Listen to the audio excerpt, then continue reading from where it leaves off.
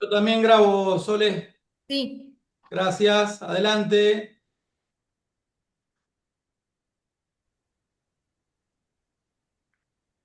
Bueno, buenas tardes.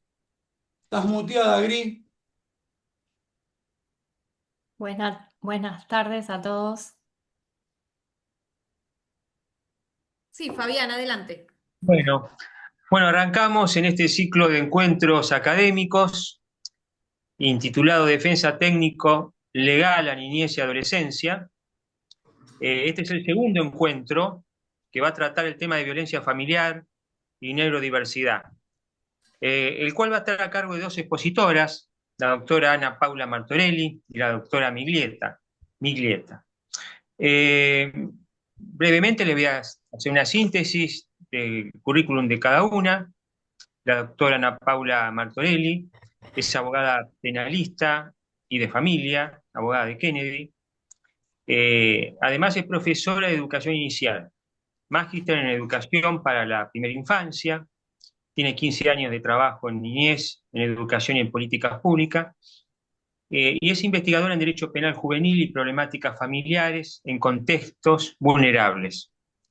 Por su parte, la doctora Marisa Miglieta es abogada del niño, además es mediadora prejudicial y privada, especialista en violencia familiar y de género, acompañante de niños, niñas y adolescentes en situaciones de vulnerabilidad con un enfoque eh, humano y restaurado. Eh, a continuación, bueno, iniciarán ellas y manejarán ellas la charla. Los que quieran ir haciendo preguntas, se encargará de la moderación la doctora Peralta, Marcela Peralta. Así que de mi parte, damos inicio a esta charla que hace la Comisión de Niñez en este ciclo de charlas. Muchas gracias a todos por su presencia y bueno, escuchamos a las expositoras. Buenas tardes a todos.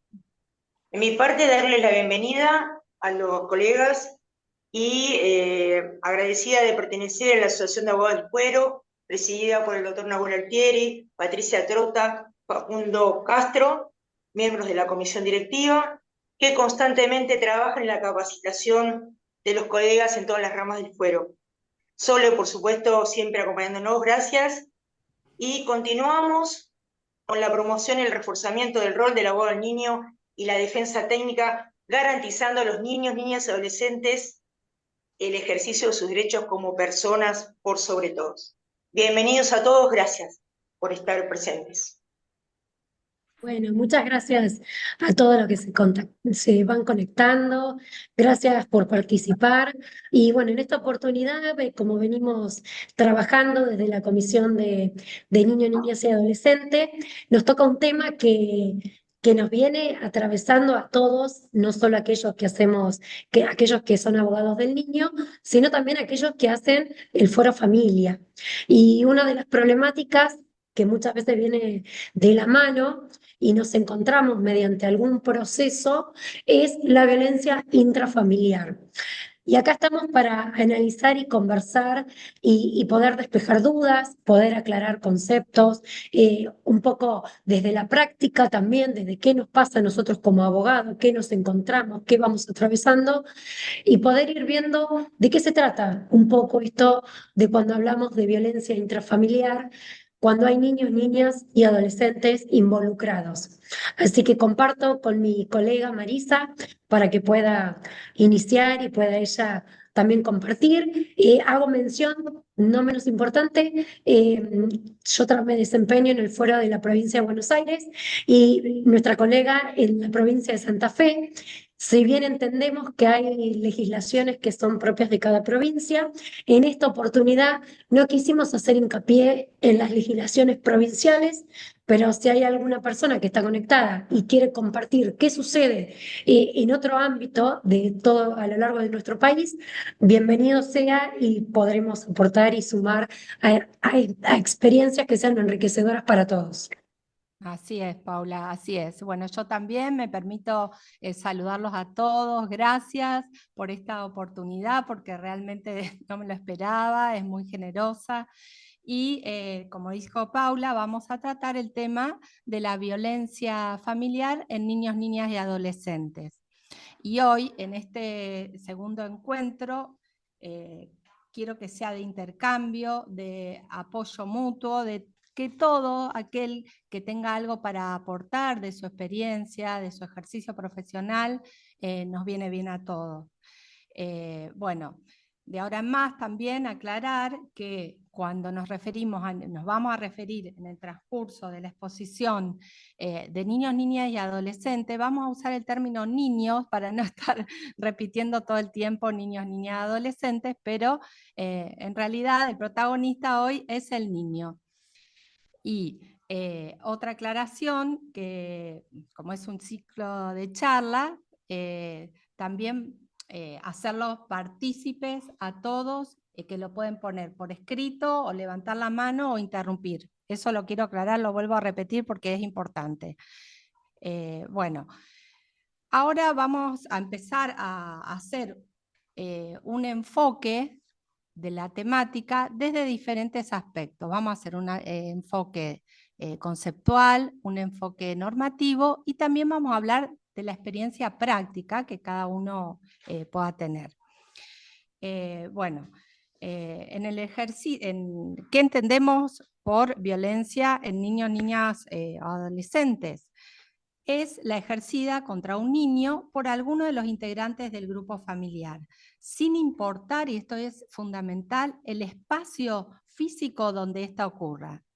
Se puede tratar de abuso, de maltrato, ya sea físico, psicológico, bueno, se trata también que puede ser realizado por acción, por omisión, también por descuido, negligencia, destrato, silencio. Hay un montón de manifestaciones que se puede dar la violencia en el ámbito familiar hacia un niño, niña o adolescente. Es importante también aclarar que no todo es violencia, y esto lo hablábamos ayer con Paula, porque a veces uno puede venir desbordado de alguna situación, un par de gritos uno pega en la casa, eso no implica violencia. La violencia se trata cuando se ejerce, digamos, esa vulneración en forma repetida y produce realmente un daño en ese niño, niña o adolescente.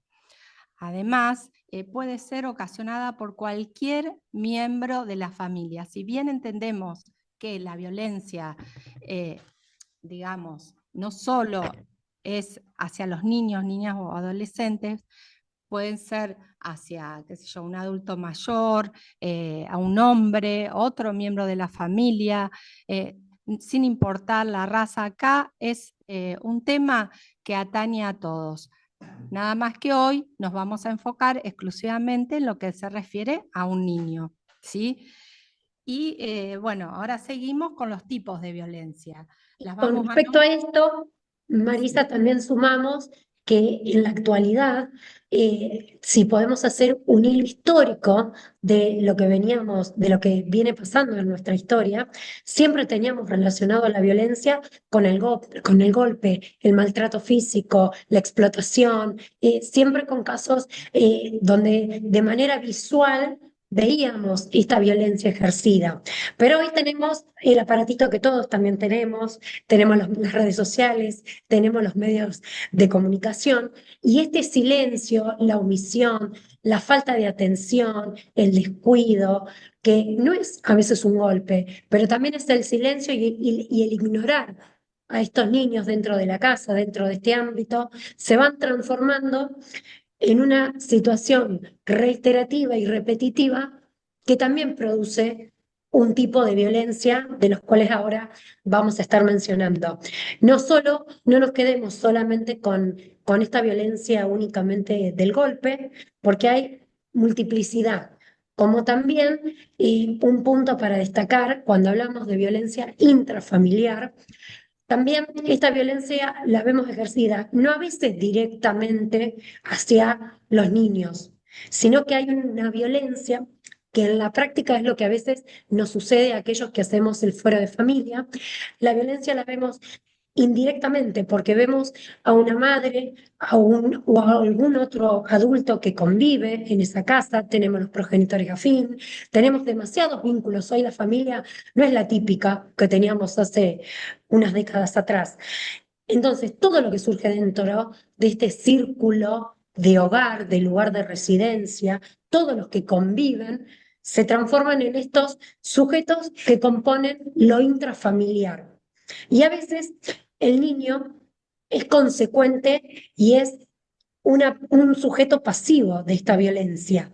No es el directo al que se le ejerce, pero viene con una situación que traspasa o que sucede entre adultos, entre padres o entre abuelo, madre, los distintos adultos que conviven, y eso repercute en que este niño sea una víctima pasiva de esa violencia. Bien, Y acá sí, podés continuar, claro. Marisa. Seguimos entonces con los tipos de violencia. Bueno, la más conocida, como decía Paula, digamos la que deja la marca, la que uno la puede ver, que es la violencia física, que es la ejercida contra el cuerpo de ese niño, utilizando la fuerza, produciendo un daño, dolor o cualquier otra forma de maltrato, ¿sí? Vamos a enumerar algunas, pero existen como para nombrar nomás, golpes, que puede ser con un palo, con un cinto, con la mano, patadas, cachetadas, todo, cualquier agresión que afecte su integridad física, eso es violencia física. Después está también la violencia psicológica, que es la que causa un daño emocional, es decir, en su salud mental. Y puede ser, por ejemplo, toda conducta tendiente a degradarlo, a manipularlo, a controlar sus acciones. Todo eso produce disminución en la autoestima del niño, ¿no? Y lo perjudica también en su desarrollo personal y en su evolución. También puede ser con los gritos, reiterados obviamente, insultos, burlas, la indiferencia, el destrato, también los silencios. Muchas veces los silencios en el hogar producen, ¿no? Este tipo de violencia de la que estamos hablando. Y como dije, trae consecuencias en su salud mental. También está la violencia sexual, que es toda acción que implica o que ocurre cuando el agresor usa a ese niño para sacar una estimulación sexual para él, ¿no? Y puede ser un adulto o puede ser otro niño que está ahí dentro de la familia, que lo hace por placer solo de observarlo, o también puede ser una acción que implique, digamos, una violación, muchas conductas que, digamos, toda interacción sexual que lo utiliza al niño como un objeto sexual. Acá el niño pasa a ser un objeto. Y también en este caso, en la violencia sexual, no hay consentimiento o no puede ser dado. Incluso cuando el niño no lo rechace y haya o no contacto físico, es violencia sexual. ¿Por qué? Porque hay una asimetría de poder, porque hay una asimetría del conocimiento, porque no es totalmente vulnerado, es decir, es un adulto con un niño. Entonces, es toda situación de vulneración o peligro en la que el niño esté expuesto, ¿no? Ya sea, así sean tocamientos, bueno, hasta llegamos prostitución, explotación sexual, etcétera.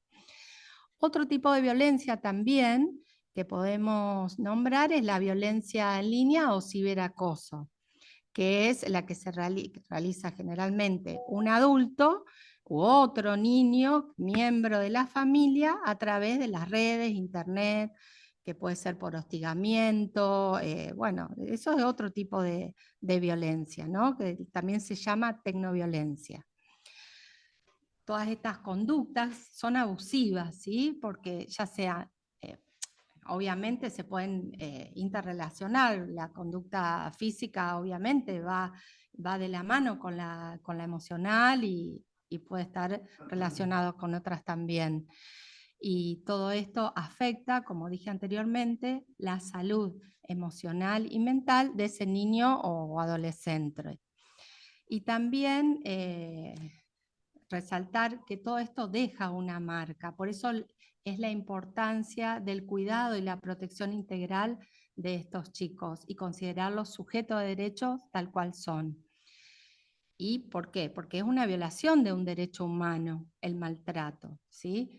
Y para prevenirla y erradicarla es necesario entonces contar con profesionales capacitados, con una escucha activa, con una escucha capacitada, justamente para asistirlo, acompañarlo y cuidar de esa protección especial que este niño requiere. Más allá de eso y de la obligación que tenemos como ciudadanos, el Estado también es responsable, ¿sí? Para prevenir todo tipo de maltrato, para darle protección a ese niño y también para sancionar al responsable. Por eso es necesario y es fundamental el tener ¿no? las políticas públicas sensibles a la niñez y que todos seamos actores, operadores activos. Bueno, ahora si querés podemos... ya está el marco normativo. Paula, ¿querés contarlo vos?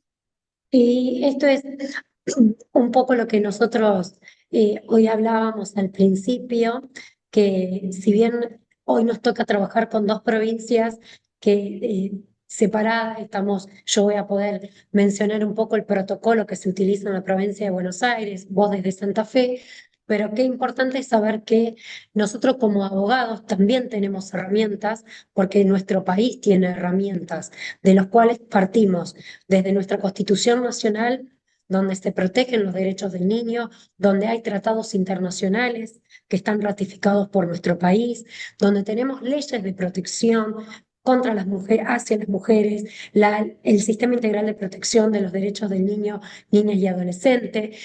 Tenemos herramientas que no queríamos detenernos en mencionarlas ni leerlas, pero saber que contamos y que después a nivel provincial también hay marcos regulatorios que cada provincia tiene y puede acudir cuando tiene que empezar el abogado a accionar. Pero la línea base para todos la tenemos yendo a nuestra Constitución, a los tratados internacionales, a la Ley 26.061 y nuestra estrella, que es la Convención de los Derechos del Niño, que casi la tenemos como himno, la sabemos, todos sabemos que existe, que Argentina es parte, ratificó la Convención de los Derechos del Niño, y acá está establecido lo primordial que tenemos. ¿Qué tenemos? El interés superior del niño, que en estos últimos años es una palabra que se ha escuchado con mayor frecuencia, que es tenida en cuenta, esta autonomía progresiva que va teniendo el niño. ¿Por qué es importante? Porque más allá de que reconozcamos los derechos típicos de los niños, que todos sabemos, el derecho a la identidad, el derecho a la vida, el derecho a la familia, también sabemos que los niños son sujetos, dejaron la historia de ser este objeto, de ser menores, de estar conceptualizados como el dejo de la sociedad, digamos, en aquel entonces. Y hoy los tenemos desde el vientre, porque también es importante a veces recordar, y hago un paréntesis, en la violencia intrafamiliar, muchas veces que estas mamás embarazadas también sufren, y es una violencia que hace activo e interfiere en el crecimiento de este bebé desde la panza. Entonces, este interés superior del niño no es únicamente, por eso hablamos de que es progresivo, porque no es solamente cuando cumple una mayoría de edad o una cierta edad, sino que a través del tiempo se va haciendo cada vez más progresivo esta autonomía y empiezan a tener voz. Los niños. Aún a veces nos preguntan, y bueno, es chiquito, y es bebé, y tiene 1 año, 2 años, y a veces parece difícil entender, ¿y cómo lo vamos a escuchar? ellos hablan a través del cuerpo, a través de sus actitudes, a través de un dibujo, a través de una expresión. No solamente la palabra es la que habla.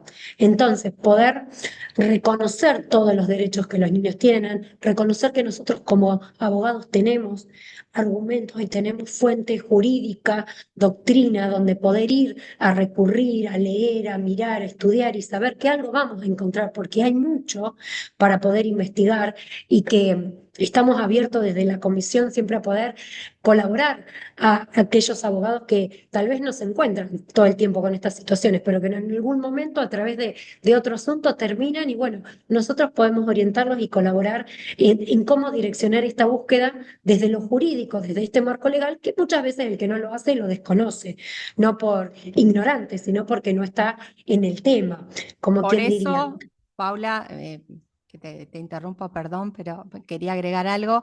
Qué importante que es la información, la publicidad, para que todos, tanto niños como adultos, puedan ejercer sus derechos, ¿no? Porque si uno no conoce sus derechos, ¿cómo los puede ejercer? Independientemente de eso, si el niño quiere hablar y va para hablar, todo aquel que se encuentre enfrente de ese niño tiene la obligación de hablar, de escuchar, independientemente de la edad y todo eso, porque son cosas absolutamente diferentes. Es un derecho que tiene el niño y el operador jurídico, sea juez, sea quien, no sé, incluso hasta en una mediación, tienen la obligación de escucharlo. Como dije antes, es un derecho del niño y es una obligación del adulto de resguardar y proteger su interés superior. Eso solo quería agregar. Y bueno, nosotros buscamos un poco con Marisa poder ilustrar y hacer un apoyo un poco desde lo trágico cómico de qué sucede con la violencia. Que no es genérico y no quiere decir que esta regla siempre se lleve a cabo, pero a veces tenemos un niño y muchas veces lo vemos desde el colegio, que es a veces el primer instituto que llama la atención o que descubre que algo raro o algo está sucediendo, o a veces a nosotros como mamás y papás que invitamos a algún compañerito de nuestros hijos o vemos en la vía pública, en una plaza, en un lugar, vemos a un nene que actúa de una manera que decimos, ay, qué violento, o mirá lo que está haciendo, empujó, y a veces eso es una señal para levantar un poquito el oído, escuchar, prestar atención y ver esta cadena, ver qué es lo que está sucediendo. A veces no es la responsabilidad que el nene es violento. Este niño es violento porque sí, porque tiene ganas o porque hoy se levantó y hoy le quiero pegar a mis compañeros del jardín. Viene atravesando una situación que se viene pasando de generación. Tal vez se repite una historia, que aclaramos, no siempre esto sucede y no se da en todos los casos de violencia intrafamiliar, pero muchas veces encontramos que hay un patrón donde vemos acá un papá hacia una mamá, esa mamá que descarga hacia ese hijo o hija y este niño que no sabe o que naturaliza esto como esta violencia, lo naturaliza como algo cotidiano y lo vemos acá en un dibujito para ilustrarles un poco con un juguete, que podría ser un juguete, podría ser otro niño de su par, pero vemos esta misma línea, que a veces vemos nosotros, nos focalizamos solamente en cuestionar y en juzgar muchas veces al niño sin ponernos a prestar atención qué sucede del niño para arriba en su línea generacional. Y es lo mismo en esta otra ilustración. Cuando a veces naturalizamos, que muchas veces en las casas se naturaliza algo, como puede ser un grito, también mencionamos que se puede naturalizar la ignorancia, el no escuchar. ¿Cuántas veces los chicos están hablando y nos quieren contar algo y nosotros estamos ocupados, no les damos importancia, estamos con el trabajo, estamos agobiados con el teléfono, con una red, con lo que fuese? No es solo el grito, esto ilustra una manera, pero ampliado a todo lo que venimos hablando de lo que es la violencia. Vemos cómo a medida que fue creciendo esta persona, fue repitiendo. Este niño que recibía este tipo de violencia desde su mamá, cuando es adulto, lo repite hacia su hija y aún cuando es un adulto mayor, también lo vuelve a recibir. Entonces, qué importante poder escuchar y poder cortar en algún momento esta cadena para que no se repita, para que no continúe, que sea un ciclo que en algún momento haya alguien como nosotros o como cualquier responsable desde ser simplemente ciudadano o alguna entidad, desde alguna institución, sea un club, un colegio, lo que fuese, pueda prestar atención y dar esta señal de alarma de que algo está pasando en este hogar. Yo quería agregar algo, Paula, respecto a la Y naturalización que vos estabas haciendo referencia recién. ¿Sí? ¿Me dale, escuchás? Maris, sí, Bien. sí, sí, te escuchamos. Me parece interesante poder repensar esto de la naturalización o de la complicidad dentro de la familia, ¿no? Por los casos estos de violencia familiar, ya que las agresiones que se producen, esa crueldad en los vínculos, se van tornando naturales o cómplices, ¿no? Porque a lo mejor el niño está sufriendo esa violencia porque también la mamá la sufre y entonces el silencio del que hablábamos, el tapar, el callar, esa complicidad o esa normalización, ¿no? De lo que están viviendo. Por eso digo de repensar esto para poder romper poder como operadores, como abogados o cada uno en lo que le toque, informar y tratar de poder colaborar en esa asistencia para protección y cortar con este círculo de la violencia o línea, como quieran llamarlo, para que no se repita, ¿sí? Porque en este caso que estamos hablando de los niños, pero puede pasar con cualquier, como dijimos, cualquier miembro de la familia, el tema de la violencia. Y es Y bueno, y acá fundamental tenemos que hacer frente a estos casos. Es una gran pregunta y es algo que a veces yo veo, muchas veces veo que cuando viene un expediente de familia, cualquiera sea el expediente de familia, y se presenta una complejidad cuando hay alguna violencia, independientemente de cuál sea, a veces los abogados nos asustamos y decimos, ay, pero esto era solo alimentos, esto era solo un divorcio, esto era solo un régimen de parentalidad, era un... ¿Y qué pasa? ¿Y qué hago? ¿Y cómo? Y ahí empieza esa desesperación de no saber qué hacer. Primero, porque no tenemos todos los abogados, desde nuestra formación, no tenemos la especialización en niñez. Entonces, carecemos como de este recurso. Pero está bueno desde este lado nuestro poder informar que sí existe desde nuestra normativa, que tenemos y contamos con dispositivos locales, provinciales y nacionales. Toda municipalidad tiene un servicio local de niñez, donde todo el ciudadano, el colegio, un hospital, el operador jurídico, un abogado, alguien de la familia puede dirigirse y comunicar. Si la palabra denunciar es muy grande o es muy pesada, se puede acercar a comunicar que hay una situación que me está llamando la atención.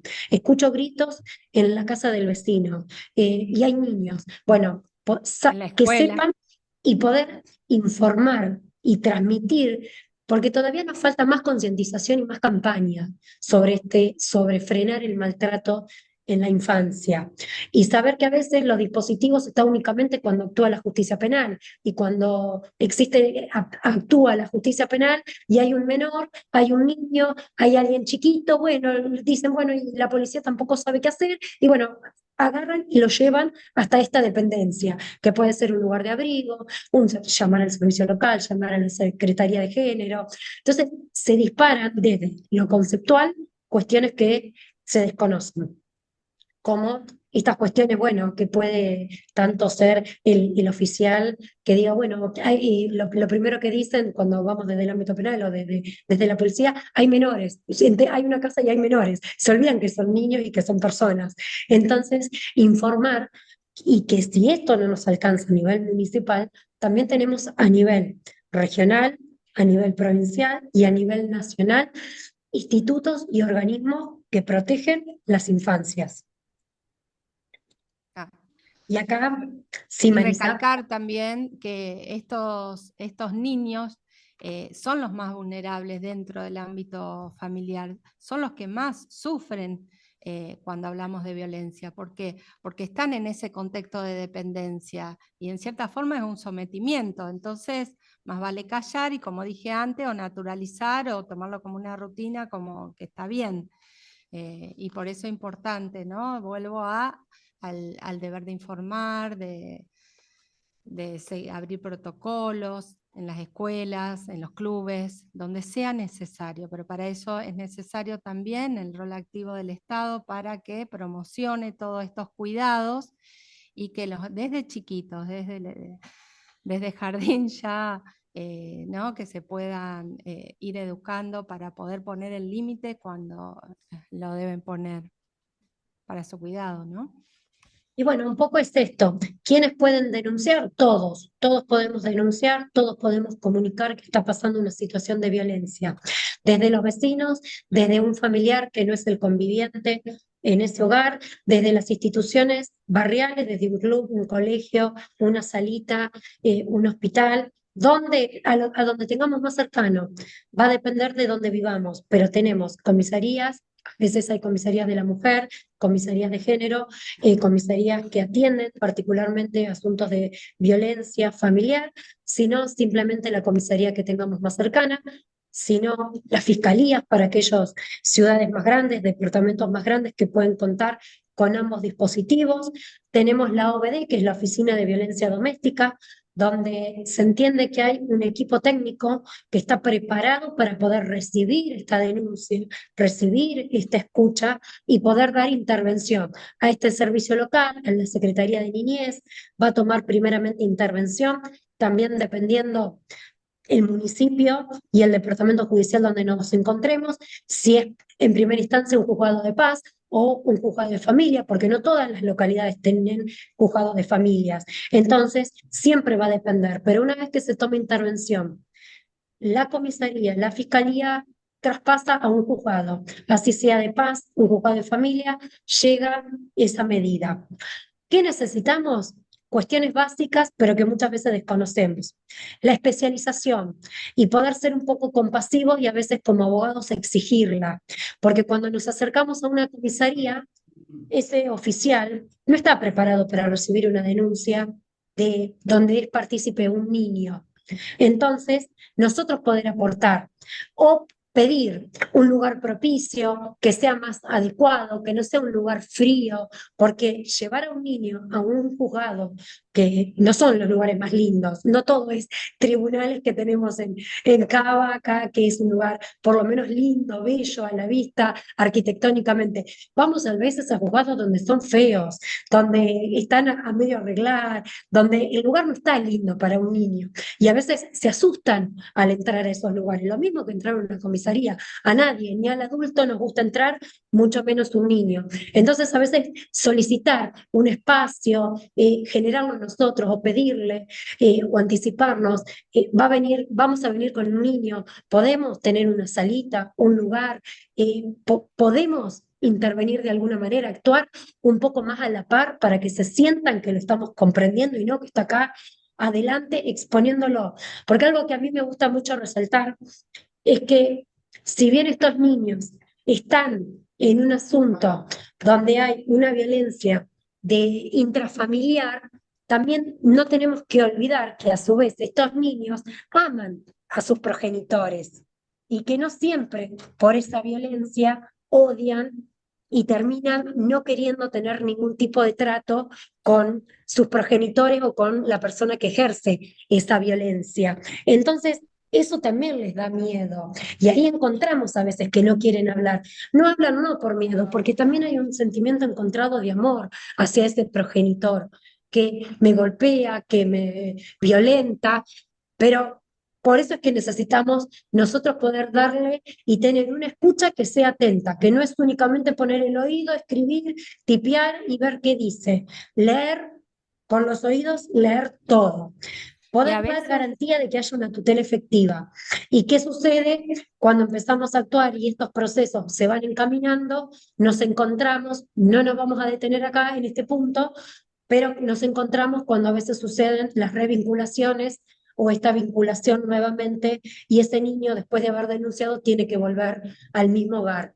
Entonces, hay varios dispositivos y esto comprende que también nosotros hagamos más difuso esta comunicación, podamos expandir que existen cuestiones, que existen organismos, que existen estrategias, que existen algunas cosas que nosotros podemos exigir como abogados cuando vamos a un juzgado, cuando vamos a una comisaría o cuando vamos a algún organismo con este tipo de asuntos. Exigir un poco de respeto, exigir que se pueda generar un lugar cálido, poder ponerlos a ellos y protegerlos. No siempre estar exponiéndolos con que los niños tienen que hablar y tienen que ir a denunciar y tienen que contar y dale, contar lo que te pasó, porque a veces también se exponen a eso y no es grato.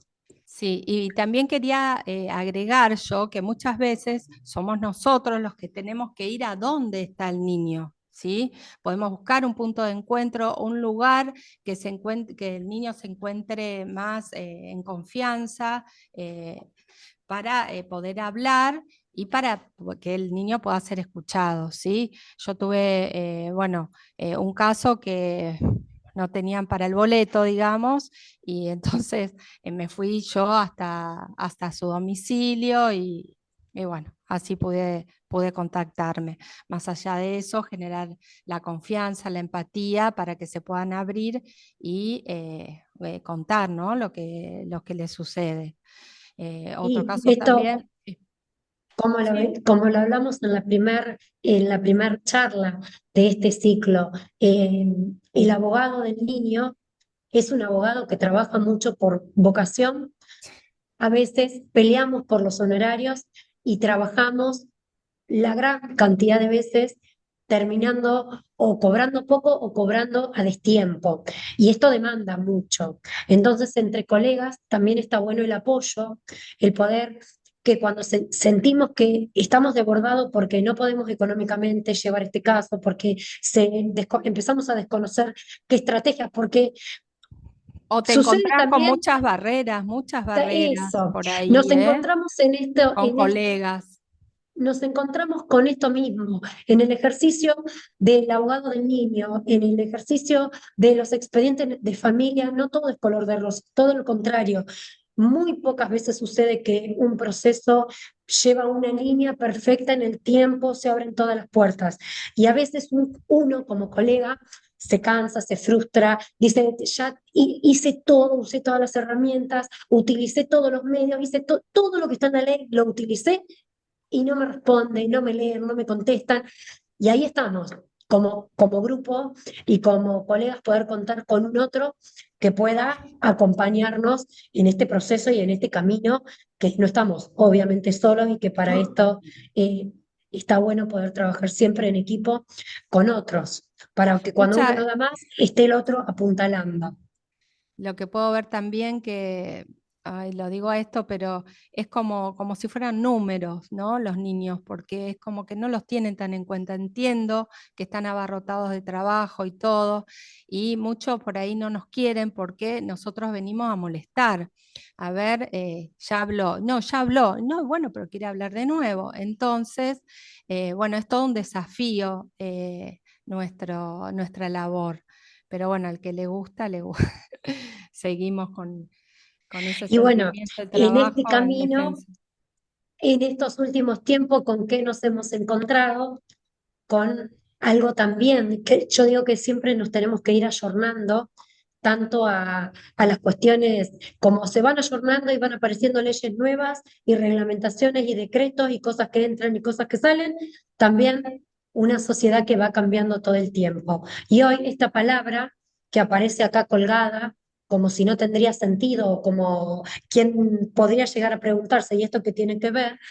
¿Qué sucede? Hoy tenemos más cantidad de niños que atraviesan distintas situaciones y condiciones de salud, tanto desde lo emocional y lo cognitivo, de manera distinta a lo que nosotros tenemos en mente o tenemos en nuestro librito antiguo, porque muchas veces hablamos ahora de neurodiversidad, que es un término muy amplio, engloba a muchísimos niños que ahora estamos entrando en familia en el sentido de que nos estamos familiarizando, digo, con conceptos nuevos como el autismo, el TGD, Asperger, y también nos asustamos y como que entendemos que a veces nos desborda toda la situación en vez de nosotros sentarnos y leer un poco, introducirnos en los temas, eh, ver y a ver por qué. Porque estos niños también son víctimas y acá hay que actuar con un procedimiento distinto, con un procedimiento judicial adaptado, porque no es lo mismo tratar con un niño que tiene una sensibilidad emocional o una sensibilidad cognitiva y que está atravesando no solo una edad cronológica, sino una edad madurativa de una manera diferente a lo que nosotros entendemos, porque nosotros damos por sentado siempre todo. Entonces, necesitamos adaptar. Y a veces, cuando somos nosotros los que entendemos, porque el caso nos llevó primeramente a nosotros como abogados, y después vamos a estos organismos y a estos espacios, tampoco entienden que vamos no solo con un niño, sino que vamos con un niño que tiene una capacidad diferente, que está atravesando una situación particular, no solo en la violencia, y que tenemos que permitir que estos espacios se sigan adaptando. Que a veces la escucha no es solamente con el habla, porque este niño no puede hablar, porque tal vez tiene un autismo, tal vez tiene una dislexia, y necesitamos empezar a emplear otros mecanismos, test, dibujos, pedir que haya profesionales Informes, desde los informes, informes. que pueda haber profesionales desde la psicología, el trabajador social, el terapista ocupacional, que aporten para colaborar en estos casos, porque nosotros como abogados no vamos a poder con todo. Y yo creo que el organismo y el sistema judicial mucho menos, si nosotros no acompañamos, no concientizamos, informamos y también ayudamos un poquito con herramientas. Sí. Y bueno, a mí me gustaba poder compartir imágenes que no quiero herir a nadie, pero desde las caricaturas y un poco frases y un poco a veces que se utilizan en chistes, vemos esta realidad que se naturaliza, vemos la familia ejemplar, mamá, papá, nena y nene, la familia típica, modelo de toda la vida soñada por Susanita de Mafalda. ¿Y qué sucede? Se naturalizó una violencia que repitió la mamá y digo, bueno, si el papá asume que está todo perfecto, sí, sí, dice la mamá, y el papá vuelve a preguntar, ¿no es cierto que acá está todo perfecto, hijo? Sí, sí, papito, por temor, por amor, por miedo, por todo, se naturaliza algo que está tan a la vista y no se puede manifestar dentro de ese núcleo y no se puede trabajar, porque en vez de denunciarlo, en vez de contarlo, en vez de ponerlo hacia afuera, vemos acá tres personas golpeadas de manera ilustrativa diciendo que está todo bien. Y esto nos pasa a diario, nos pasa Ah, y todo el tiempo. Y no es que nosotros queremos obligar a estos chicos o a esa mamá a que puedan hablar. Tenemos que utilizar herramientas adecuadas para que todo esto pueda suceder, no de manera obligada, no de manera amenazante, no, tenés que hablar porque a tu papá hay que meterlo preso, no, porque tenemos que ir a la comisaría, como desde este lugar avasallante que a veces entiendo que a veces nos desbordamos porque vemos algo que nos provoca impotencia y queremos salir a actuar y queremos ir a denunciar. Y a veces hay que trabajarlo con cristal, porque estamos trabajando con niños que pueden tener una capacidad diferente, que tienen una edad, que tienen un momento social, histórico, particular. Entonces, y que están en ese contexto de dependencia, ¿no? tal En cual. ese ámbito de violencia. Eso es fundamental también. Y un poco es esto, lo que le damos a los niños van a devolver a la sociedad. Si podemos lograr reducir la violencia contra niños, niñas y adolescentes, vamos a ayudar no solo al bienestar de la sociedad, sino a reducir la pobreza, la mortalidad infantil, el analfabetismo, que estos niños participen en la construcción de una sociedad un poquito más democrática, más justa, más próspera, colaboramos a frenar este círculo, como hoy decíamos, y que no se repita, que en la sociedad se pueda llegar a un momento a decir, esto se frenó, y esto es un compromiso que nos compone y nos involucra a todos, no solo a los abogados, sino a toda la sociedad. Pero Sí, para por eso e- estamos nosotros, sí. perdón Marisa, para eso estamos nosotros los abogados, para dar información y concientizar. Tal cual. Y todos los que tenemos la oportunidad de hacer algún tipo de aporte en esta temática, que bueno, que nos interpele esto y que hagamos hincapié en la protección integral, porque cuando hablamos de niños sujetos de derecho, tienen un plus de derecho y de protección. Entonces, tener en cuenta eso y involucrarse porque son los más vulnerables. Eso quería agregar y tiene que ver con, obviamente, la capacitación y la formación constante de todos aquellos que nos interesa la temática. Bueno, no siempre, pero a veces pasa y podemos entender que un niño abusado puede convertirse en abusador. Entonces es necesario detener este abuso, que no hablamos solo del abuso sexual, del abuso del poder. Y como estrella y como perla, creo que para nosotras lo más importante fue este cómics que yo encontré y que se lo compartí a Marisa, y que si logramos en algún momento que 1 de cada 10 o de cada 100, no importa, de la multitud que sea, que ante un reto como es esto, la madre ante una pelea o ante algo injusto, el niño pueda decir, quiero contar con un abogado, quiero ir a un abogado, creo que ahí vamos a tener la batalla ganada de todo esto que nosotros la estamos comenzando a pelear. Pero ahí creo que tal vez lo veremos tal vez lo veremos dentro de poco, tal vez lo vemos dentro de décadas y tal vez lo vean nuestros hijos.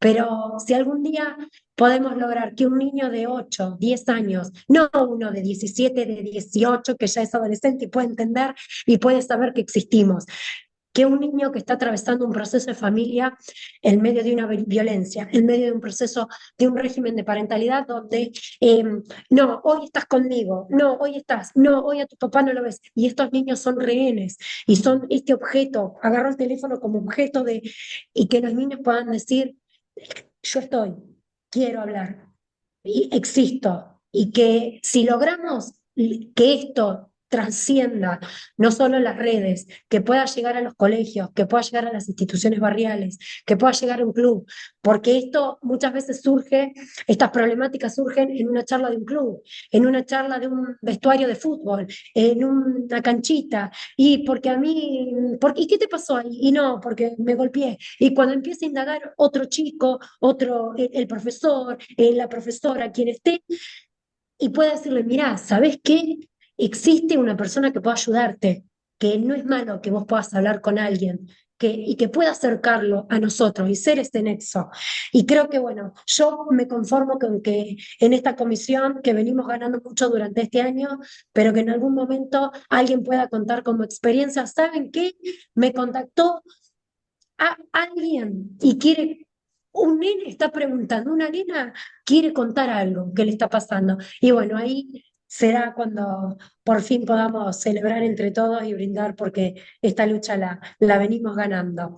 Así que bueno, esto era un poco darles lugar a ustedes, agradecer desde Abogados del Fuero por esta oportunidad, por compartir un poquito, es mínimo lo que compartimos del trabajo diario que hacemos, eh, y hacerlos parte a todos, que esto quede impulsado, que quede para seguir haciendo propaganda, para seguir concientizando, que no nos cansemos, no nos cansemos de hablar de que los niños tienen derechos y que nosotros estamos para defenderlo y que aún sin un peso sigamos en la vocación, porque algún día yo creo que en lo personal, si un chico me lo agradece, me emociono de hablar nada más, pero sabemos que muchas veces lo hacemos sin un peso real para poder ir o presentarnos en un expediente, o Marisa comparte muchas cosas que le pasa a ella como mediadora, que va, toma colectivo, insiste, manda mensajes, contacta a los chicos, los busca, los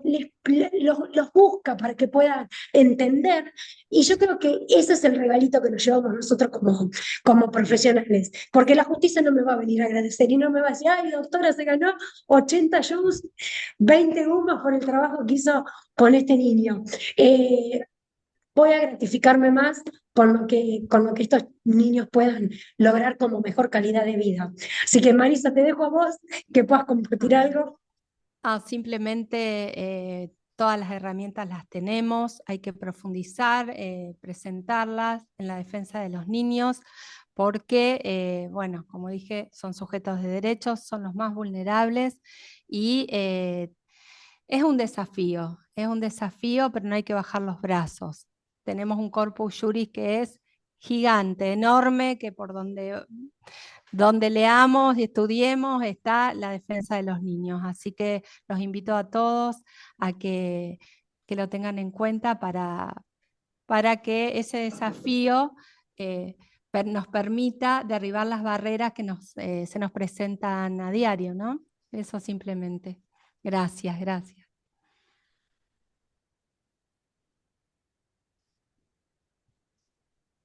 Bueno, alguien que hable. Bueno, Que nos Olga, cuente. gracias por la disertación.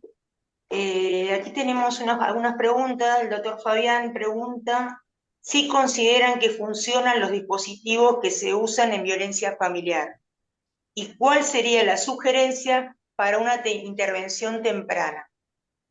Esa es una de las preguntas que nos consultan.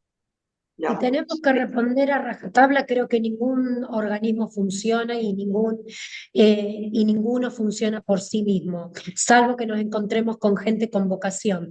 Lamentablemente en los servicios locales, a mí me ha pasado la experiencia que tenemos gente que es incompetente en la materia, que nunca hizo un curso en infancia, que no sabe qué es el autismo, que no sabe que mínimamente hay que poner una rampa si va un nene que no puede acceder. O sea, cosas así desde lo más lógico hasta lo más puntual. Entonces, a veces hay cargos públicos que van con lapicera o que van de turno dando vuelta y no tenemos esta especialización. Ahora, como mecanismo es que pueda impulsar y que pueda ser útil, es el aporte nuestro, desde nuestra especialización, desde el ir y golpear, pedir, solicitar al juzgado, reclamar en el buen sentido. Acá no se está cumpliendo.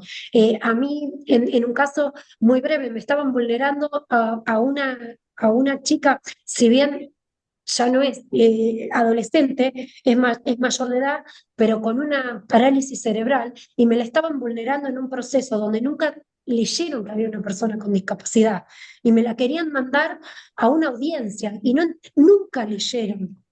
Y tuve que volver para atrás todo un expediente, cuando yo tomo el caso, para poder decirle a la jueza, señora jueza, lea y que quede a la luz de Dios, le puse que ruego que Dios, eh, que guarde Dios a vuestra señoría, le puse, para ver si podía leerme en algún momento que había una persona con parálisis cerebral y que me la estaban mandando a una audiencia. No solo a una audiencia, sino que me la querían mover de un hospital de internación a la cabecera departamental. Así con los chicos y con todo. Y ahí está donde nosotros tenemos que insistir, utilizar nuestros dispositivos, que nuestro dispositivo es la doctrina, las leyes, el conocimiento y el insistir. El insistir porque Y esto nos pasa en la educación de los educación. niños desde Quería dar una opinión, que el niño es un derecho que de hablar y de ser escuchado, no es una obligación. tal No cual, se tal puede cual, obligar a tal un cual, niño a hablar. tal cual. Para eso estamos nosotros, para hacer su voz y dar las garantías, ¿no? Más Tal que cual. nada, no es obligarlos. Es tal cual, es hacer Siempre. cumplir sus garantías y ponerle nosotros la palabra a ellos que a veces desconocen cuál es. Poner nosotros las palabras que ellos necesitan para que se les cumplan estos derechos. Pero para Gracias, llegar doctor. a eso también tenemos que hacer nuestro trabajo de lograr la empatía para que se puedan abrir y poder decir si realmente quieren hablar o no, y si quieren hablar de la forma que lo quieran hacer con quién, dónde, todo eso se trabaja, ¿sí? Pero bueno, es importante para mí la educación temprana, sea en la escuela, en la rueda de convivencia, en el diálogo en la familia, todo es aporte para este desafío que nos toca a nosotras, ¿no? Gracias, doctoras. Hay otra pregunta que nos hace la doctora Rizzo. Nos consulta cómo actuamos si desde el Estado se quieren vulnerar derechos de niños, niñas y adolescentes, violando los tratados internacionales ratificados por nuestro país y que forman parte del bloque constitucional. ¿No es cierto? Si desde el Estado, no. Y ahí Bueno, Tenemos, difícil, un desafío. es un desafío, pero tenemos organismos y tenemos organismos que son no herramientas. gubernamentales en defensa de los derechos de los niños y que son internacionales.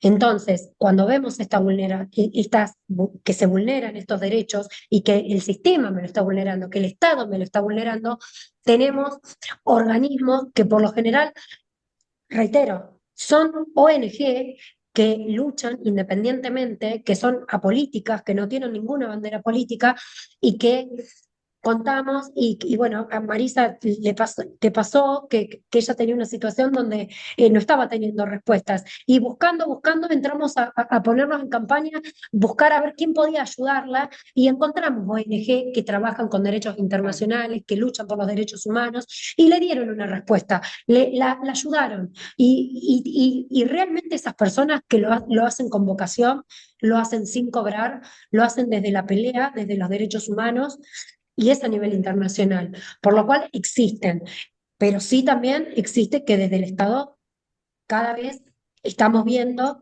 que se quiere retroceder con derechos ganados, que se Claro. vulneran los derechos de los niños. Las herramientas están de acuerdo a la etapa del proceso, veremos si aplicaremos nulidades, apelaciones, lo que sea necesario, porque todo está fundamentado en favor de los derechos del niño. Entonces hay que aplicarlo, sin miedo, pero bueno, como estamos diciendo desde el principio, es todo un desafío, ir presentando los escritos y viendo las respuestas, ¿no? En base a eso uno sigue interactuando y sigue adelante con el proceso. Y venir aprendiendo. Gracias. Nosotros vamos aprendiendo todo el tiempo a medida que nos surge una complicación. Nos surge una complicación, en vez de quedarnos, salimos a golpear puertas y no tendremos una respuesta. Y golpeamos otra puerta y golpeamos otra y así. Y lo que sé, lo comparto, se lo comparto a otro colega y pregunto y busco y vamos haciendo una red. Sí, en un caso que me tocó, también que no estoy teniendo respuesta, yo no, son los adolescentes los que no tienen esa respuesta y no quieren hacer un encuentro ni conmigo ni con ellos. Una de las alternativas que hay es que los niños se presenten en forma presencial ahí, hasta que no me escuchen, no nos vamos. ¿Sí? Pero bueno, son alternativas que no tienen por qué estar pasando ellos, pero es una forma y la podemos utilizar. Después veremos. Ellos tienen el derecho que los escuchen durante todo el proceso, todas las veces que sean necesarios. Y no pueden tratarlo como cosa, no, yo no te vamos a escuchar más, vamos a hacer lo que nosotros queremos. Entonces, uno le informa, lo asiste, lo acompaña y ellos van a decidir, vamos, nos presentamos personalmente y que nos escuchen, ¿sí? Es una alternativa, es decir, uno le tiene que ir buscando la vuelta a medida de las barreras o cómo se va tramitando o desarrollando el proceso, porque ellos están acostumbrados que la boda del niño no es de siempre. Entonces, es una forma de que ahora que estamos nosotros, asesoramos, informamos, es como que hay una cierta molestia y le cortamos esa rutina que tienen del proceso de mandan el acuerdo, lo tenés que firmar y ya está. ¿Sí? A veces no es así, porque si vos informás sobre los derechos, al joven o al niño, a quien sea, tienen derecho a elegir si finaliza ahí o seguir. Y entonces, como abogado, estamos para acompañarlos. Y así y vamos buscando, porque ya te digo, la normativa está, la tenemos que aplicar. Marisa, Sí. bueno, acá intervengo, aparezco, buenas tardes a todos. Ay, al fin, al fin. Bueno, primero quiero agradecerles por la excelente exposición que han elaborado. Es verdad que muchas veces se trata a los chicos como si no tuviesen ninguna condición y hay una doble vulnerabilidad en el caso de los neurodivergentes, entonces es importantísima la mirada holística y amplia del derecho. Es muy importante darnos el permiso de hacer un análisis a fondo y si hay alguna situación particular, a veces por ahí existe y puede ser que viene un cliente y nos consulta y uno por ahí dice, uy, ocultan la información y no está bueno que oculten. Es decir, si viene un papá o una mamá, porque a veces puede ser, ¿no? Que el adulto de referencia viene a buscar un abogado de niño, está bueno que nosotros indaguemos y preguntémosle nosotros, ¿su hijo, su hija tiene alguna condición? Porque todo eso ayuda al proceso a la hora de definir de qué manera vamos a hacer que este proceso judicial al que llega por arrastre, lo decimos siempre, no lo choque, ni lo atraviese, ni tenga un impacto superior al que podría ser en otro tipo de situaciones. Entonces, está bueno que uno se arme como un backup de preguntas a la hora de tener una previa, digamos, asesoría y tratar de hacer un punteíto, aunque no surja de un primer contacto previo a la entrevista, nosotros darnos el permiso de tocar todos los puntos para indagar los escenarios posibles. Esto de tener la mirada abierta es fundamental, esto de tener la mirada interdisciplinaria también. La capacitación está buenísima, pero vamos a reiterar que las incumbencias son nuestras. Está buenísimo que los hospitales, las escuelas, el Poder Judicial, que todos se capaciten en materia de protección de derechos. Pero los que tenemos las herramientas somos nosotros, los que sabemos cómo elaborar un escrito, a dónde tenemos que acudir, cómo fundarlo en derecho, saber que no solo la convención, o sea, la convención es nuestra norma madre, pero eso no quita que yo en un escrito fundado haga mención, por ejemplo, a la Declaración Universal de los Derechos Humanos, al Pacto de Derechos Económicos, Sociales y Culturales, a cualquier otro tipo de norma que está en el artículo 75, inciso 22, porque son sujetos de preferente tutela. Y el hecho de ser niños, niñas y adolescentes no les quita el rótulo de persona como nos pasa a los adultos. Si uno tiene que fundar, por ejemplo, derechos en materia de seguridad social o derechos en materia de salud, ¿sí? Yo voy a usar, igual que si defiendo a un adulto en un tema de un amparo, voy a proteger su derecho integral por la Convención, pero también voy a usar el artículo 43 de la Constitución, mismo en materia de consumidor. Tengamos esta mirada amplia, porque las herramientas las tenemos y el derecho a utilizarlo también. Digo, en la Convención del Niño se habla del derecho de la seguridad social también. Entonces, que no nos tiemble el pulso a la hora de citar toda la normativa legal y jurisprudencial, porque hay antecedentes jurisprudenciales. Y tampoco el reduccionismo de creer que muchas veces este niño es víctima de violencia familiar, también puede haber casos de violencia extrafamiliar. Y ojo, porque hay casos de violencia familiar donde niños, niñas víctimas de abuso, ha pasado, porque me consta, me ha llegado el dato de 2 casos, donde han acusado de abuso a un docente porque necesitaban escupir la denuncia y en realidad no fue el docente el que abusó, fue el padre o fue el abuelo o fue el tío.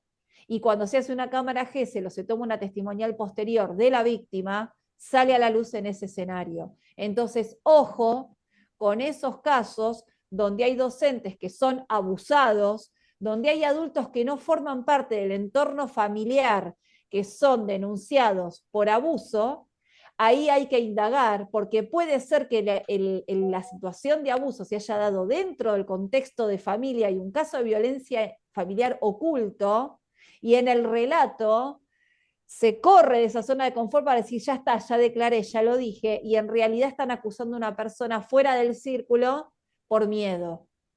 Entonces también se dan este tipo de situaciones.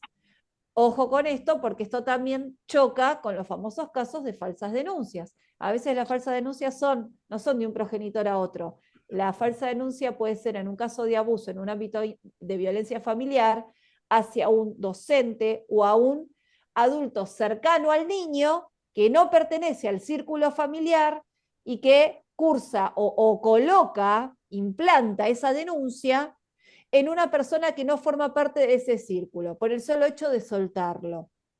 Así que también tengan esto de referencia a la hora de indagar.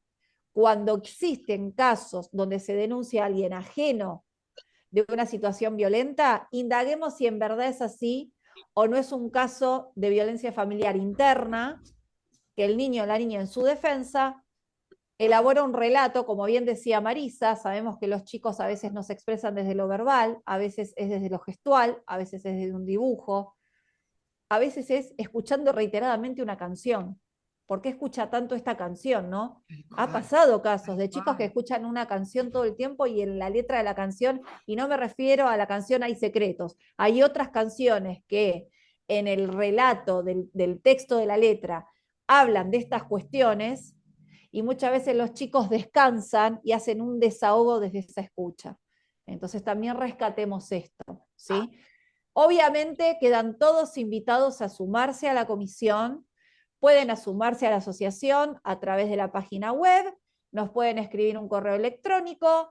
Si les pedimos, es requisito estar matriculado y en ejercicio de la profesión para ser parte. Esto lo aclaramos porque a veces nos ha pasado felizmente que personas que están dentro de la órbita gubernamental nos dijeron si se podían sumar a la asociación y como tenían imposibilidad de sumarse por tener la matrícula suspendida, no podían ser parte, pero estaban interesados en la forma en la que nosotros abordamos la temática. Nosotros lo hacemos desde el enfoque del niño y desde el enfoque del abogado. Siempre apuntamos a la doble mirada, porque esto es una tarea en conjunto, ¿bien? Somos como la capa de esos niños, de esas niñas adolescentes que están en una situación que amerita atención, incluso de manera preventiva. Y que nosotros, que siempre nos llenan la cabeza de la interdisciplina, haya del otro lado profesionales de otras áreas diciendo esto lo tiene que trabajar un abogado, también es una alerta, una llamada de atención para que quienes ocupan espacios directivos entiendan que nosotros podemos estar ahí para tomar el guante, no solo para recibir la denuncia, sino también para poder trabajarla. Así que bueno, muchas gracias. Gracias Fabi por acompañar siempre, gracias a Marce, ambos por moderar, a todo el equipo de la asociación. Realmente un encuentro muy enriquecedor. Quedaron felicitaciones de los colegas por la charla, porque fue muy dinámica, y bueno, algunos comentarios ahí, pero todos felicitaciones y gracias a la doctora. Y los esperamos para el tercer encuentro del jueves próximo, no se lo pierdan que va a estar muy interesante. Son 5 charlas, son 5 fechas, van a ir quedando grabadas y van a estar subidas en el canal de YouTube de AFTE. La primera charla ya quedó subida, búsquenla que está. Es Abogados del Fuero del Trabajo en Emergencia, ese es el nombre por el cual encuentran el canal de la asociación en YouTube, y ahí quedan subidos todos los ciclos. El primero ya está subido, este segundo en los próximos días también va a estar subido, y los esperamos y nos vamos a reunir nuevamente el jueves próximo, también a las 18 horas con los mismos datos de conexión. Bueno, Muchas gracias por sumarse. nos vemos. Gracias. Nos vemos.